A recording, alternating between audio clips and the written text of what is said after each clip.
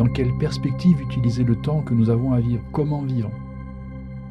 L'ésotérisme peut promettre immédiatement son postulat à ce propos.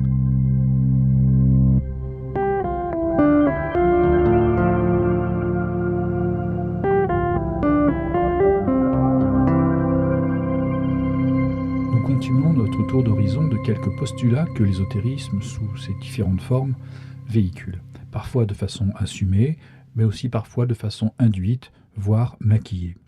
Aujourd'hui, un sujet central dans le drame humain: quel est le sens de notre vie sur Terre au fond? Quelle est la borne indépassable de l'expérience humaine? Qu'est-ce qu'on recherche tous au fond? Que peut-on en espérer? Dans quelle perspective utiliser le temps que nous avons à vivre? Comment vivre? Alors tout le monde ne se pose pas tout le temps ce genre de questions, mais chacun, au moins une fois ou quelques fois dans sa vie, par exemple quand un proche s'en va, est concerné. En tout cas, c'est un sujet profond qui est majeur et chacun est interpellé d'une manière ou d'une autre à un moment ou à un autre. Et sur ces sujets-là, l'ésotérisme peut promettre immédiatement son postulat à ce propos, mais il ne le fait pas toujours de manière frontale. Mais lorsqu'il le fait, il signe sa nature ésotériste. C'est ce que nous allons voir aujourd'hui justement. Donc la réponse à ces questions d'un point de vue ésotériste, en fait, est assez simple, comme nous allons le constater aujourd'hui. Réponse assez simple, car concernant l'ésotérisme auquel vous pouvez avoir affaire, quelle que soit l'école, quels que soient ses enseignements, j'en mettrai ma main à couper au feu, il y aura toujours une conception de ce qu'est un être humain. Il y aura une anthropologie qui sera fournie, c'est-à-dire une conception de ce que c'est qu'un être humain. Et bien sûr, il y aura évidemment une finalité qui sera assortie à cette conception, à cette anthropologie. Donc si vous êtes dans un courant ésotérique, eh bien vérifiez par vous-même. Et j'irai même plus loin.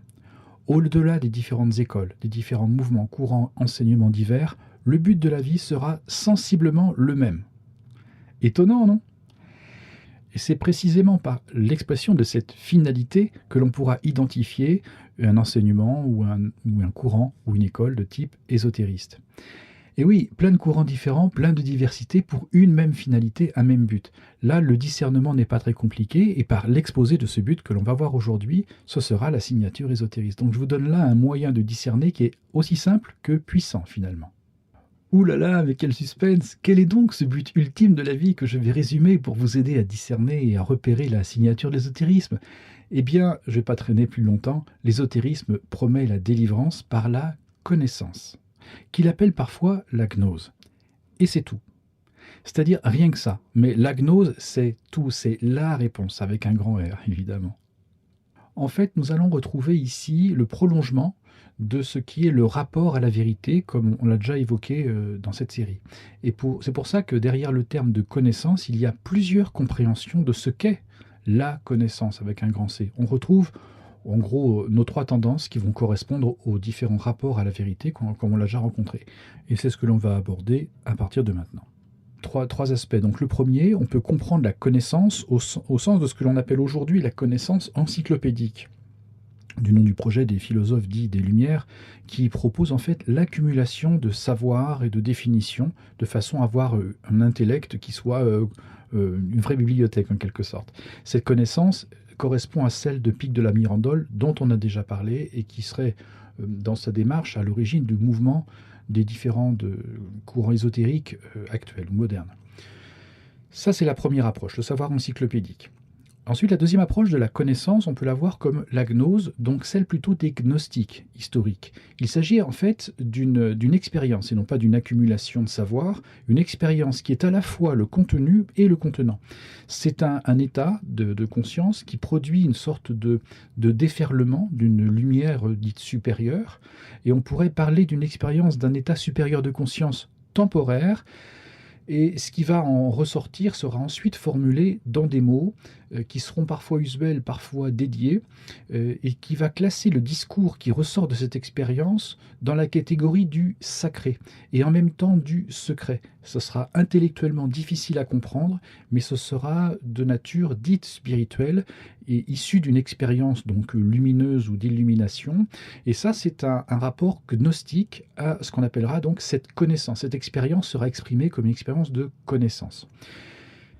La connaissance peut aussi être conçue à travers un monisme diffus ou un holisme des choses, mais c'est rarement clairement identifié sous ces étiquettes-là. Alors cette fois, la conscience personnelle tendra à se dépouiller de tout ce qu'elle est, des affects, des émotions ou des pensées argumentées, pour rejoindre un sentiment plus ou moins océanique, on va dire. Et dans ce contexte, les sagesses asiatiques sont souvent privilégiées. Alors bien sûr, à travers ça, la question de la dépersonnalisation, ou celle de l'ego est toujours l'enjeu central, mais on peut aussi associer ça à une sorte d'éveil, l'accès à un éveil ou rechercher une sorte d'éveil, à ne pas confondre bien entendu avec la démarche gnostique dont nous venons de parler, qui elle correspond à des états de conscience très ponctuels, alors que là il s'agit d'une recherche d'un état de sagesse perçu comme connaissance, mais qui serait permanente en quelque sorte. Alors bien entendu, il y aura plein de déclinaisons concernant les moyens d'accès, les résultats par rapport à cette connaissance. Moi, je cite juste des tendances générales et profondes des différents mouvements qui signent l'ésotérisme. La connaissance sera la catégorie à rechercher comme but de l'expérience humaine, et ensuite il y aura une déclinaison des moyens pour obtenir cette connaissance que l'on aura définie donc selon le mouvement et le courant en question. Mais ce sera toujours le point commun, la connaissance. Alors on va décrypter un petit peu tout ça parce que voilà, moi j'étais aussi très sûr de moi tout à l'heure en affirmant que tout mouvement ésotériste vous propose une définition de ce qu'est un être humain. En fait, c'est parce que simplement c'est pour aboutir sur cette destination de ce qu'est un être humain, qui sera la connaissance donc. Et ensuite, on retombe sur ses pattes en avançant que cette finalité étant la connaissance, chacun des mouvements pourra meubler cet accès à sa façon.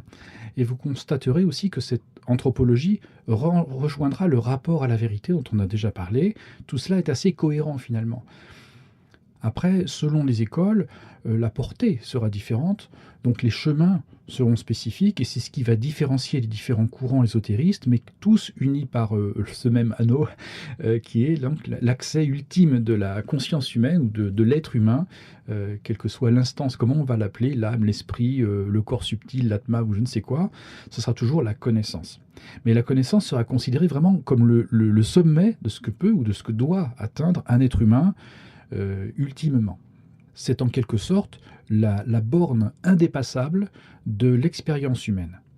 Alors si on décrypte un petit peu ce que ça signifie, on peut comprendre que c'est une expérience qui est tout d'abord subjective, qui repose sur la personne plus que sur le courant en question. Donc chaque courant pourra donc ensuite se dédouaner du résultat si la personne, si le client est déçu. Mais à partir de cet exposé de l'anthropologie qui existe, voilà, un être humain c'est comme ça, et ça doit atteindre la connaissance, quel que soit le mot, qu'on dise gnose ou expérience de conscience supérieure ou autre, on va placer entre cet état dans lequel vous êtes et puis l'état que vous pourriez atteindre, on va placer des enseignements ou des degrés initiatiques ou un parcours intérieur, enfin après tout ce qu'on peut imaginer et quel que soit le secteur d'activité, je dirais qu'il soit prétendument initiatique ou prétendument thérapeutique ou spirituel ou autre.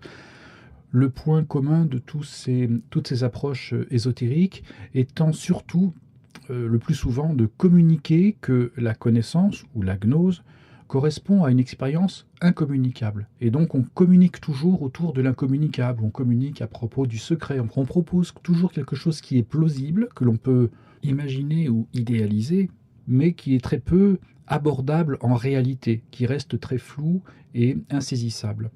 C'est un procédé en miroitement. Ça fait miroiter un résultat qu'il serait possible d'atteindre et le client, le futur adepte, aura l'impression d'avoir une prise quelconque sur quelque chose qui est insaisissable quand même, mais sur le produit qui lui est proposé. C'est-à-dire que ce soit une expérience subjective qui va faire penser à une mystique ou un niveau de savoir ou l'accès à un degré de conscience totalement épuré ou très profond, il en sera en quelque sorte le maître. Et de manière ultime, ce sera lui qui décide. Il aura atteint lui-même quelque chose par lui-même. Et ce faisant, il va s'affilier intérieurement aux conceptions qui lui auront été fournies entre le moment de l'exposé de ce que c'est qu'un être humain et plus tard quand il aura avancé sur ce chemin d'imprégnation. Et charge à lui en tout cas de suivre cet enseignement, ce cursus, ce parcours, ces expériences successives, etc., dans ce but qui sera appelé donc la connaissance ou la gnose ou l'expérience extatique ou peu importe. Et donc si ça ne marche pas, eh ben, c'est lui qui en est aussi le responsable. Alors, je parle souvent d'une affiliation à l'ésotérisme, et je vais prendre quelques instants pour préciser ce que j'entends par là. D'autant que c'est vraiment en rapport avec le sujet du jour. Quand on choisit une finalité pour sa vie, on choisit un chemin qui nous implique tout entier. qui a un profond retentissement. On choisit donc une filiation, c'est-à-dire un chemin qui a déjà été emprunté par d'autres avant soi, une manière de penser, une manière d'être, et s'affilier à l'ésotérisme correspond à un sentiment d'appartenance lorsque vous adhérez à un courant, mais plus largement, ça correspond surtout à un acquiescement intérieur, un consentement, une acceptation vis-à-vis de cette influence, et notamment, on accepte les postulats que nous égrenons dans cette série d'entretiens. Voilà ce que j'entends par affiliation spirituelle. Après, je reviendrai sur cet acquiescement, sur les effets de cet acquiescement sur la personne, mais je reviendrai dans une autre série spécifique. Mais pour conclure, ce qui nous intéresse aujourd'hui, c'est de se demander ce qu'implique la souscription à cette idée de connaissance comme ultime, expérience ultime de la vie, en quoi ça pourrait poser le moindre problème finalement. Il est possible qu'il y ait une anguille sous roche ou qu'il y ait une entourloupe là-dedans, et c'est ce qu'il faut aussi un petit peu prendre en compte ou observer à l'occasion de ce postulat. Eh bien, encore une fois, nous avons à nous référer au contexte culturel dans lequel l'ésotérisme s'est exprimé, il s'est déployé et a pris cette forme-là. On dit c'est la connaissance qui est le but ultime de la vie. Et je rappelle que l'ésotérisme dont nous parlons a pris corps au départ, a germé au sein du christianisme. Et peut-être qu'il est important de faire un pas de côté pour dire que dans le christianisme, ce n'est pas la fin ultime de la vie humaine, ce n'est pas la connaissance. La connaissance peut être dans certains cas une conséquence, mais c'est un effet induit en quelque sorte. Ce n'est pas ce qui est recherché. Ce qui est recherché au sein du christianisme, donc qui est la source, l'origine de l'ésotérisme moderne occidental, c'est le salut, c'est la rédemption, et qui se fait à la fois par l'homme, mais aussi par Dieu lui-même. La charge du fidèle n'est pas autre que de tendre à se rapprocher de la fréquentation de Dieu, et ensuite c'est Dieu qui fait le reste, en gros, par la grâce. Donc après, il y a plein de déclinaisons possibles sur les modalités qui se mettent en route, mais vous comprenez que la charge n'est pas du tout la même, ce n'est pas pleine charge pour la personne, c'est une collaboration spirituelle qui se fait entre la personne et Dieu lui-même. Donc le processus de salut est assez différent, où le but de la vie humaine n'est pas le même. Avec l'ésotérisme, il se trouve déplacé. Car pour l'ésotérisme moderne, donc charge à l'homme d'acquérir par lui-même, par ses propres forces, l'arrivée à la connaissance qui remplace ou qui se substitue à la notion de salut ou de rédemption. Les ésotérismes ont substitué la rédemption par la connaissance, ou la gnose. Et la gnose est un résultat possible de la voie mystique, mais ça a été orienté comme une expérience intérieure subjective individuelle. Alors je vais être plus précis là, dans ce que je raconte. Dans l'approche ésotérisante, en fait, Dieu a été enlevé de l'équation, ni plus ni moins. Il y a eu une substitution où c'est l'homme qui s'est accaparé l'autocouronnement, si vous voulez, de sa propre vie, de la propre finalité de sa vie. D'où la nécessité, au départ, d'élaborer une anthropologie qui va borner ce que l'on peut percevoir d'un être humain, ou définir ce que c'est qu'un être humain, et accoler à cette anthropologie une destinée dont l'individu aurait la charge pleine et entière, la maîtrise ou le contrôle, si vous voulez. Alors, eh bien là, nous touchons une dimension encore plus profonde, à un postulat associé à tout ce que nous avons vu et dont je reparlerai la prochaine fois. Donc, je vous conseille de vous abonner, de liker, tout ça, ça fait toujours plaisir. Et donc, je vous dis à bientôt. Allez, salut!